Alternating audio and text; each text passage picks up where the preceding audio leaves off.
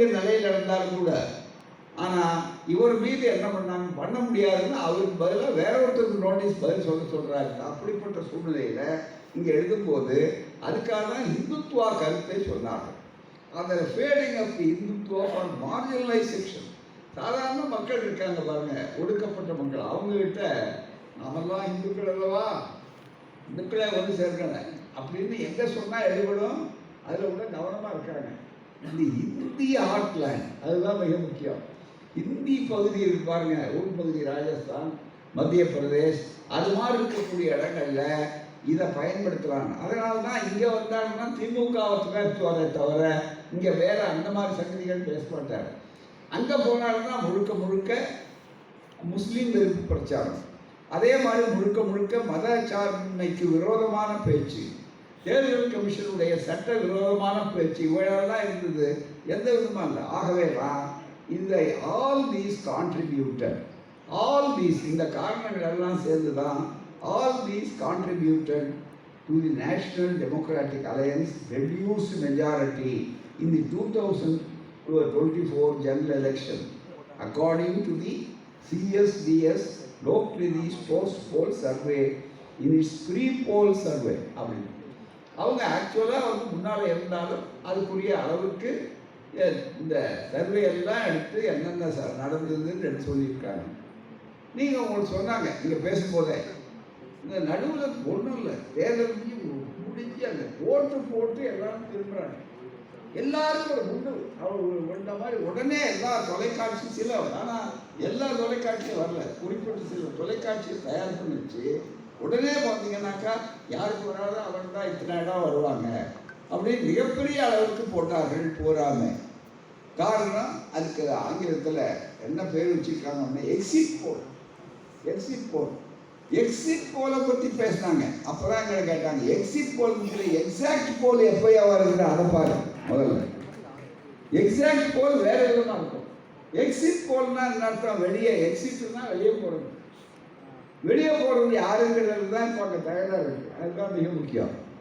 ஆகவே தான் அந்த பிரச்சனைகளை பற்றி சொல்கிற நேரத்தில் இன்றைக்கு மிகப்பெரிய அளவுக்கு வந்திருக்கிறார் என்றால், இன்னும் மிக முக்கியமாக கடைசியாக சொல்கிறாங்க நாங்கள் அங்கே வெற்றி பெற்றோம், ஒடிசாவை பிடிச்சிட்டோம் அப்படின்னு சொல்கிறதுக்கும் பதில் இருக்காங்க. Even it's அசெண்டன்ஸ் in Odisha and Telangana was not enough to recoup it's losses in the Hindi heartland. Hindi பிரதேசத்தை, உத்தரப்பிரதேசம் அதுதான் மிக முக்கியம். உத்தரப்பிரதேசத்தில் யோகி ஆதித்யநாத் அவர் எங்கே இருக்காருன்னா தெரியல, யாராவது அவர் ஒன்று படத்தை கூட காட்டணும். மிக முக்கியமாக இவங்க போன தலைவர்கள் உத்தரப்பிரதேசம் தான் 80 மொத்தம் இடம். அந்த உத்தரப்பிரதேசத்தில் இவர்கள் வாங்கின போன முதல்ல எவ்வளவு, ஒவ்வொரு தடவையும் 64, அது அடுத்தது நாங்கள் உத்தரப்பிரதேசம் வைத்து தான் எல்லாம் வருவான்னு சொன்னார்கள். ஆனால் அங்கே இந்தி பிரதேசங்கள் பூராத்திலையும் இன்றைக்கு அடி வாங்கியிருக்கிறார்கள்னா அதில் மிகப்பெரிய அளவுக்கு மக்கள் ஏமாற மாட்டார்கள். ஜனநாயகத்தில் அவர்கள் எப்படிப்பட்ட அதை பூரா அதை எடுத்துக்கொண்டோடனே நாங்கள் நடத்தலாம் என்று நினைத்தார்கள். அதுக்கு நேர் எதிராக வந்தது தான் அவருக்கு அதிர்ச்சிக்கு மேல் அதிர்ச்சி. ரொம்ப மிக முக்கியமாக இங்கே வந்தார்கள். இங்கே அவரோட ரோட் ஷோவை பற்றி சொன்னார். போராமல் எல்லா விதமான நடந்த விற்பாடு கூட 9 முறை வந்தார். ஒரு முறை வந்து தியானம் பண்ணுறதுக்கு வந்தார். 9ல் 10வது முறையாக என்னன்னு தெரியல, தியானம் கணக்கில் எடுத்தா போகிறாங்க. கடைசியில் தியானம். இந்த தேர்தலில் பார்த்தீங்கன்னா ரொம்ப பேருக்கு தியானம் திடீர் நேரத்தில், இன்னும் சில பேர் உருண்டாங்க. கடைசி நேரத்தில் அந்த உருண்டதுனால ஓட்டு கீழே, அதுவும் கேண்டிடேட் உருண்டல, கேண்டிடேட்டுடைய கணவர் உருண்டார். அதுதான் ரொம்ப மிக முக்கியம். மிகப்பெரிய அளவுக்கு இந்த உருண்ட ஆள் ஒரு 4-5 நாளைக்கு முன்னாடி உருண்டிருந்தா கூட இன்னொரு 5 ஓட்டாவது அனுதாபத்தில் வந்து தேர்தலில் ஓட்டுப்பட்டியை திறக்கிற நேரத்தில் போய் உருண்டா அது என்ன கட்டி போட்டால் குட்டி போடுறது சரியாக இருக்கு உள்ள. ஒருவேளை அது மாதிரி வித்தைகள் இருக்கோ நமக்கு தெரியல, நமக்கு தெரியாது. ஆகவே இதில் ரொம்ப மிக முக்கியமாக ரொம்ப வேடிக்கையான ஒரு சூழல். ரொம்ப தெரிஞ்ச பெரிய வெற்றி என்னன்னா, இங்கே கடவுள்களால் இந்த வெற்றி வரல, மூட நம்பிக்கைகளால இந்த வெற்றி வரல அல்லது தோற்று வரல அப்படின்னு சொல்லக்கூடிய அளவுக்கு இன்றைக்கு மக்களே அங்கே எங்களுக்கு வேண்டியது வேலை வாய்ப்பு, ராமர் இல்லை, அதெல்லாம் அப்புறம் அப்படின்னு பக்தியை வீட்டில் வச்சுருக்காங்க மிகப்பெரிய அளவுக்கு. ஆகவே அப்படிப்பட்ட ஒரு சூழல் இன்றைக்கு ஏற்பட்டு விட்டது.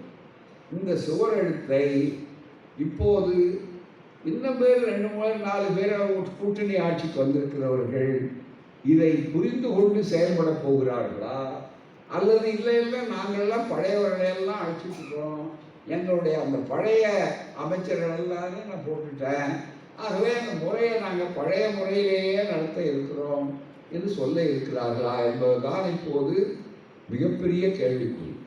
அப்படி சொன்னால் இந்த ஆட்சியில் அவர்களுக்கு இன்றைக்கு ஆதரவு கொடுக்கிறார், ஆனால் என்ன அந்த பிரச்சனை தீரல மிக முக்கியமாக. ஆகவே அதுக்கு முதல்ல என்ன சொன்னாங்க, இவர்கள் வந்தால் நிலையான ஆட்சியை கொடுக்க முடியாது, ஏன்னா இவர்கள்லாம் கூட்டணி கட்சிகள்லாம் பிரிஞ்சிடுவாங்க, நாங்கள் ஒருத்தர் தான் நிலையான ஆட்சின்னு சொன்னார். ரொம்ப காலத்துக்கு முன்னாலே தந்தை பெரியார் சொன்னார், ஜனநாயகத்தினுடைய மிக முக்கியமான அம்சம் என்னன்னா நிலையான ஆட்சி என்பது ஒரு பக்கத்தில் இருந்தாலும் அதை விட ரொம்ப முக்கியமானது நிலையானதாக இருக்கிறது நல்லது தான், ஆனால் அதை விட நிலையான ஆட்சியை தாண்டி நீதியான ஆட்சி வர வேண்டும் என்று சொன்னார். அதுதான் மிக முக்கியம். அந்த நீதியான ஆட்சி இந்த நாட்டில் நடைபெற வேண்டும். அதற்குரிய வாய்ப்புகள் தமிழ்நாட்டை பொறுத்தவரையில் தமிழ்நாடு தான் இந்தியாவுக்கே வழிகாட்டக்கூடியது. பைத்தியக்காரர்கள் சில பேர் இங்கே சொன்னாங்க, கலைஞர் மறைந்தோடனே இன்றைக்கு 100ஆண்டு விழாவுடைய நிறைவு முடிஞ்சு நடந்து கொண்டிருக்கிறது. அப்படிப்பட்ட முத்தமிழறிஞர் கலைஞர் அவர்களுடைய மறைவு வந்தவுடனே இது வெற்றிடம் அப்படின்னு சொன்னபோது இந்த மேடையில் தான் திராவிடர் கழகம் சொன்னது ரொம்ப மிக முக்கியமாக, தமிழ்நாட்டை பற்றி புரியாதவர்கள் நீங்கள் புரிந்து கொள்ளுங்கள், ஒருபோதும் தமிழ்நாடு வெற்றிடமாகாது, இது கட்டிடமாக இருக்கும் மற்றவர்களுக்கு என்று சொன்னோம். அந்த கட்டிடம் இருக்கிறத மிக முக்கியமாக இன்றைக்கு எல்லாரும் கற்றுக்கொண்டு போகிறாங்க மிகப்பெரிய அளவு. அதை கூட குற்றம் சொன்னார், சாப்பாடு போடுறதுனால மிக முக்கியம், அதை கூட குற்ற திட்டங்களே சொன்னார் மிகப்பெரிய அளவுக்கு. இப்படி எல்லாவற்றையும் சொல்லி 40க்கும் 40 என்று தமிழ்நாடு சொல்லி வைத்ததுனால மிக முக்கியமாக அந்த முதல்வர் அவர்களுக்கு தான் அந்த தனிப்பெருமை, கூட்டணி கட்சி தோழர்களுக்கு பெருமை, உழைத்தவர்களுக்கு பெருமை, எல்லாவற்றையும் விட ரொம்ப மிக முக்கியம் ஓட்டளித்த பெருமக்களுக்கு மிகப்பெரிய அளவுக்கு நன்றிகள். மிகப்பெரிய அளவுக்கு அவருடைய வித்தையெல்லாம் நடக்கலை, மிகப்பெரிய அளவுக்கு கடவுளை காட்டினாங்க, ஐயோ இப்படி ஆயிடுறாங்க, ஊழல்னாங்க, போதைன்னாங்க மிகப்பெரிய அளவுக்கு. ஆனால் எதுவும் எடுபடலை. என்ன கேட்டால் பணம் தான் பிடிக்கப்பட்டது. மிகப்பெரிய அளவு தோற்று போனவர்களே மந்திரி ஆக்கியிருக்காங்க. இன்னும் ஜனநாயகம் இன்னும் பார்த்தீங்கன்னா தீவிர சிகிச்சை பிரிவிலிருந்து அது ஜெனரல் வார்டுக்கு வந்திருக்கிறோன்னு நாம் உதாரணம் சொன்னோம் பாருங்க, அது சாதாரணமாக நினைக்காதீங்க. இப்போ உதாரணமாக அவருடைய அகராதியில் வெற்றின்னா தோல்வி, தோல்வின்னா வெற்றி, எல்லாம் சமம் தான். மிக முக்கியமாக தோற்று போனவர்களையும் தைரியமாக அழைத்து அவர் மந்திரி வேலை கொடுத்தார். உதாரணமாக நான் சொல்கிறது, தமிழ்நாட்டுக்கு நாங்கள் மந்திரி வேலை கொடுத்துருக்கோம் அப்படின்னு சொல்லி முருகனை காட்டுறாங்க. அவர் வேலை கொடுன்னு கேட்டால் நம்ம இளைஞர்கள் கேட்டாங்க, அவர் வேலை கொடுத்துட்டார். அதுதான் அப்புறம் தான் இளைஞர்களுக்கு அங்கே கொடுத்தாங்க மிகப்பெரிய நீலகிரியில். அவர் சொன்னார், முதல்வரோடு நாங்கள் தான் வச்சு பெறுவோம் என்று சொன்னார். தோற்று போனோடனே நல்ல ஜனநாயகவாதிகளாக இருந்தால் என்ன செய்யணும், ஜனநாயகத்தில் நம்பிக்கை இருந்தால் நான் தோற்று போயிட்டேன், இனிமேல் அந்த பதவிக்கு நான் வர மாட்டேன், அடுத்தது நான் வெற்றி பெற்று வருவேன்னு சொன்னார். ஒரு முறை இல்லை. இப்போ ஏன் அவருக்கு என்ன கூடுதல் தகுதின்னா, சட்டசபையிலையும் தோற்றார், நாடாளுமன்றத்திலையும் தோற்றார், அமைச்சரானார். இது தகுதி. என்ன ஜனநாயகத்தில் அதே மாதிரி பார்த்தீங்கன்னா இன்றைக்கு ஒரு எம்எல்ஏவாக இருந்தவர் எம்பியாக வரணும்னு நினச்சி அவர் 2ல் எதை ராஜினாமா பண்ணியிருப்பார், 2ல் ஏதாவது ஒன்று இருப்பார். இப்போ என்ன பண்ணணும், தோற்று போன பாடு அவர் அது 10 நீடிக்கலாமா? அதே மாதிரி இங்கே வந்திருக்கிறவர்கள்லாம் பார்த்தீங்கன்னா மக்களால் தேர்ந்தெடுக்கப்பட்டிருக்கிறவர்களா? எனவே இத்தனை பிரச்சனைகள் இருக்கின்றன. எனவே தான் இன்னும் ஜனநாயகம் முழுமையாக அந்த மருத்துவமனையிலிருந்து வெளியே வரல. அதுதான் இன்னும் அந்த குழார்கள் இருக்கிறது. அதையெல்லாம் கண்காணிக்க வேண்டிய பொறுப்பு மக்களுக்கு இருக்கிறது. இந்தியா கூட்டணி மேலும் பலமாக அவர்கள் தங்களுடைய பணியை செய்கிறார்கள். ஒரு நல்ல கொள்கை அறிக்கை, திராவிட முன்னேற்ற கழகத்தினுடைய தேர்தல் அறிக்கை அழகாக சொன்னாங்க, கவிஞர் சொன்னார், தோழர்கள் சொன்னாங்க. அதில் சமூக நீதி, ஜாதிவாரி கணக்கெடுப்பு. ஏன்னா நீதிமன்றத்தில் அடிக்கடி உச்ச நீதிமன்றம், உயர் நீதிமன்றம் எங்கே போனாலும் குவான்டிஃபைடு டேட்டா இருக்கா அவங்க சொல்கிற வார்த்தை நீதிபதிகள். அதாவது கணக்கெடுக்கப்பட்டிருக்கிறதா, அந்த புள்ளி விவரம் இருக்கா, எவ்வளோ பேர் இருக்காங்க. அப்போ கணக்கெடுத்தால் தானே நீடிக்கும். ஆகவே தான் அதை செய்யணும். இதில் என்ன இருக்கு? ரெண்டாவது, ஜாதியை இது இன்னொரு விசித்திரமான சூழல் நம்ம நாட்டில். ஜாதியை ஒழிக்கணுங்கிறவன் ஜாதி வாரி கணக்கெடுக்கணும்னு சொல்கிறாங்க. ஜாதியை விழா பிடிச்சா பிடிச்சிட்டு இருக்கான் பாருங்க, முதுகில் பிடிச்ச மாதிரி. அவன் ஜாதி வாரியாக கணக்கெடுக்க கூடாதுங்க. இது ரொம்ப விசித்திரமான ஒரு சூழல். காரணம் என்னன்னா, மக்கள் படிச்சிடக்கூடாது, மக்களுக்கு உத்தியோகத்தில் சமூக நீதிப்படி கிடைச்சிடக்கூடாது. அதுக்காக தான் அவர்கள் சொல்லுகிறார்களே தவிர வேற கிடையாது. ஆகவே சமூக நீதி, ஜாதிவாரி கணக்கெடுப்புக்கு அடிப்படையில் சொல்லும்போது இன்றைக்கு அந்த கருத்து நிறைய வந்தாச்சு. ஜாதிவாரி கணக்கெடுப்புக்காக சட்டமன்றத்திலேயே தீர்மானம் போட்டு அதுக்காக எதிர்கட்சி பிஜேபியையும் அணைத்து கொண்டு எல்லாரையும் சேர்த்து பிரதமர் மோடியை போய் சந்தித்தவர் தான் இன்னைக்கு அந்த தேசிய ஜனநாயக கூட்டணியில் இருக்கக்கூடிய நிதிஷ்குமார். இல்லைன்னு மறுக்க முடியாது. இப்போ ஜாதிவாரி கூட்டணியை பற்றி உங்கள் கருத்து என்னான்னு கேட்டால் என்ன செய்வாங்க?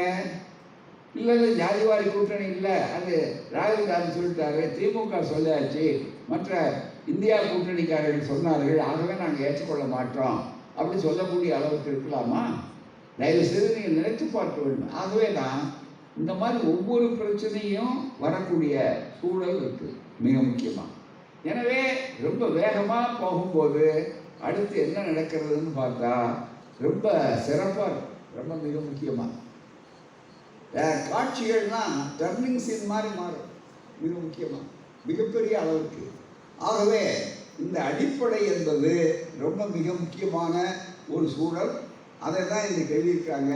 இந்துத்துவா என்ற அளவுக்கு இல்லை, தி ஸ்ட்ராங் சப்போர்ட். இது எப்படி வந்தது இந்த வெற்றி இந்தியா கூட்டணிக்கு என்பதை ஆய்வு செய்து அந்த இந்து பத்திரிகையுடைய தலையங்கத்தில் இருக்கிற இன்னொரு செய்தி. ஏன்னா நாங்கள் நம்ம கருத்தை சொல்லுவோம், தினமலர் பத்திரிகையில் எடுத்து கூட சொன்னாங்க. பல கருத்துக்கள் மாறுபாடாக இருந்தாலும் அவர்கள் என்ன சொல்லியிருக்கார் தினமலர் பத்திரிகையில், வாஜ்பாயினுடைய அணுகுமுறை மாதிரி இருந்து இவர் கூட்டணியில் வந்தாதான், இல்லைன்னா அவங்க முதலாளி எழுதுறாங்க, இவருடைய சுபாவத்துக்கு கூட்டணிக்கு இவர் மற்றவர்களோட ஒத்து போவாரா அப்படின்னா பதவிக்காக ஒரு எதுவும் செய்வார்ங்கிறத உடனே எடுத்து காட்டார். ஏன்னா ராமரையே கைவிட்டுட்டு அதுக்கு போல இன்னொரு கடவுளை தேர்ந்தெடுத்துட்டாருன்னு சொன்னால் மிகப்பெரிய அளவுக்கு யாரை வேணாலும் கைவிடுவார். ஆர்எஸ்எஸ்ஸையே கைவிட்டுட்டு தான் இப்போ அவர்களுக்குள்ள பிரச்சனைகள் இருக்குது. ஆகவே இப்படிப்பட்ட சூழல்கள்.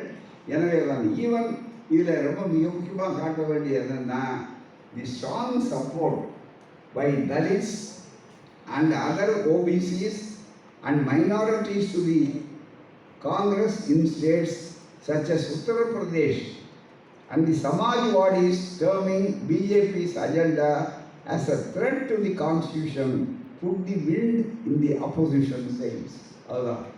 அதுதான் மிகப்பெரிய வெற்றியை கொண்டு வந்திருக்கு. அவங்க சொல்கிறத ஏற்றுக்கிட்டாங்க, அரசியல் சட்டத்துக்கு ஆபத்து வர்றதை தடுத்து மிகப்பெரிய அளவுக்குன்னு. ஆகவே தான் இந்த வெற்றியிலிருந்து நாம் எப்போதும் பாதுகாப்பாக இருக்க வேண்டும்.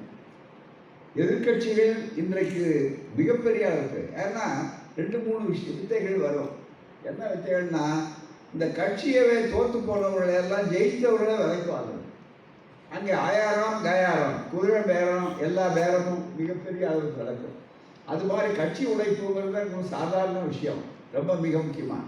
இன்னைக்கு ஏன் சபாநாயகரை எங்கள் கட்சி போகணும், சபாநாயகர் எங்கள் கட்சி போகணும்னு ஒவ்வொருத்தரும் அவங்க கூட்டணியில் ஏன் போட்டி போடுறாங்க, இல்லை எங்கேட்டு தான் இருக்கணும் அப்படிங்கிற சண்டை ஏன் வருதுன்னு சொன்னால், அவர் என்ன கடைசியில் சொல்லிட்டு எதிர்த்து போகிறாரோ அதுதான் ரொம்ப மிக முக்கியம். அப்படின்ற அளவுக்கு வர்றதுனால இப்படிப்பட்ட வித்தைகளெல்லாம் இருக்கிறது. எனவே தான் ஆபத்து என்பது இருக்கிறது, அது முழுமையாக நீக்கப்படலை, நீங்கிவிடவில்லை. எச்சரிக்கையாக இருக்க வேண்டும் எப்போதும். Eternal vigilance is the price for our freedom. நம்முடைய லிபர்ட்டி என்று அதுக்கு பேர். நம்முடைய சுதந்திரம் காப்பாற்றப்பட வேண்டுமானால் எப்போதும் விழிப்போடு இருக்க வேண்டும். எந்த நேரமும் எப்போதும் நோயாளி எப்படி நம்ம மிகப்பெரிய அளவுக்கு எந்த நேரம் வச்சாலும் மருந்தோடு இருக்கணும், ஜாக்கிரதையாக இருக்கணும், கவனமாக இருக்கணும், கவனச்சிதறல்கள் இருக்கக்கூடாது என்பது முக்கியமோ அதே மாதிரி தான் நண்பர்களே கவனச்சிதறல்கள் இல்லாமல் இருக்கணும். தேர்தல் முடிந்து போயிட்டது. தேர்தல் வெற்றி தோல்வி என்பது ஒரு பக்கம், கொள்கை ரீதியான ஆபத்துகள் இன்றைக்கு நீங்கி இருக்கிறது என்பது மகிழ்ச்சியானது. ஆனால் முழுமையாக நீங்கிவிட்டதா என்ற கேள்விக்கு முழுமையான பதில் கிடைக்காது. அது செயல்முறையில் இருக்க வேண்டும். எனவே தான் நாட்டின் ஒவ்வொருவரும் ஜனநாயக பாதுகாவலர்களாக மாற வேண்டும். அந்த பணியை முன்னாலே செய்வதற்குத்தான் இந்தியா கூட்டணி இருக்கிறது. அதிலே தமிழ்நாடு அவருடைய முதலமைச்சர் அவருடைய இமாலய வெற்றிகள் காரணமாக மற்றவர்களுக்கெல்லாம் நாம் நினைத்தால் செய்து காட்ட முடியும் என்று சொன்னார்கள். காரணம் ஒன்றும் பெரிய வித்தியாசம் இல்லை. இங்கே தமிழ்நாட்டில் அமைந்த கூட்டணி இருக்க அது கொள்கை கூட்டணி. அரசியலில் அதுக்கு முன்னால் வந்த கூட்டணி வெறும் பதவி கூட்டணி. எத்தனை இடங்கள் எங்களுக்கு, உங்களுக்கு எத்தனை இடம், இடம் அதிகமாக இல்லைன்னா நான் உடனே வேற இடத்துக்கு போவேன் என்று சொல்லக்கூடிய சண்டைகள் இருக்கும். இந்த முறை அது இல்லை. ஆகவே தான் கொள்கை அடிப்படையிலே பிரச்சனைகளை அணுகுகிற போது வெற்றி வரும். அதற்கு தமிழ்நாடு மற்றவர்களுக்கு வழிகாட்டக்கூடிய கலங்கரை வெளிச்சமாக ஜனநாயக பாதுகாப்பு அரணாக இருக்கும். அதை நாம் தொடர்ந்து பார்ப்போம். எப்படி போகிறது என்பதை பார்க்கிற நேரத்தில் தயாராக இருப்போம். எந்த நேரமும் இனியும் எந்த விலையும் கொடுத்தும் ஜனநாயகத்தை காப்பாற்றுவோம், அரசியல் சட்டத்தை காப்பாற்றுவோம், சமதர்மத்தை காப்பாற்றுவோம், சமூக நீதியை காப்பாற்றுவோம். அனைவருக்கும் அனைத்தும் என்பதுதான் சமூக நீதி. அதில் சிறுபான்மை சமுதாய மக்களை காப்பாற்றுவோம். ஒரு முஸ்லீம் கூட இல்லாமல் அந்த ஒரு அமைச்சரவை அமைந்திருக்கிறது என்றால் இது என்ன ஜனநாயகம்? முதல்ல நீங்கள் நினைத்து பார்க்க வேண்டாமா? அவர்களிடத்திலே போய் இவ்வளவு கொச்சையாக பேசி மிகப்பெரிய அளவுக்கு அந்த மக்கள் மத்தியில் ஒரு பெரிய வாக்கு வாங்க வேண்டும் என்று இந்த வாக்கு வங்கியை பற்றி கூட கவலைப்படாமல் இருக்கக்கூடியவர்கள் இன்றைக்கு துணிந்து அதை செய்கிறார் என்றால் ஒரு பக்கம் வீழ்ச்சி, இன்னொரு பக்கம் இந்த சூழ்ச்சி என்பது இருக்கிறது. வீழ்ச்சிக்கும் சூழ்ச்சிக்கும் இடையே ஒரு போர் நடந்து கொண்டிருக்கிறது. எனவே தான் எச்சரிக்கையாக விழிப்போடு இருக்க வேண்டும். வீழ்ச்சியை தடுத்து சூழ்ச்சியை புரிந்து எச்சரிக்கையோடு வாழ்ந்தால் வெற்றி நமதே. இன்னும் வெற்றிக்கு நம்முடைய பயணங்கள் தொடர வேண்டும். பயணங்கள் முடிவதில்லை, ஜனநாயகம் தோற்பதில்லை. நன்றி, வணக்கம்.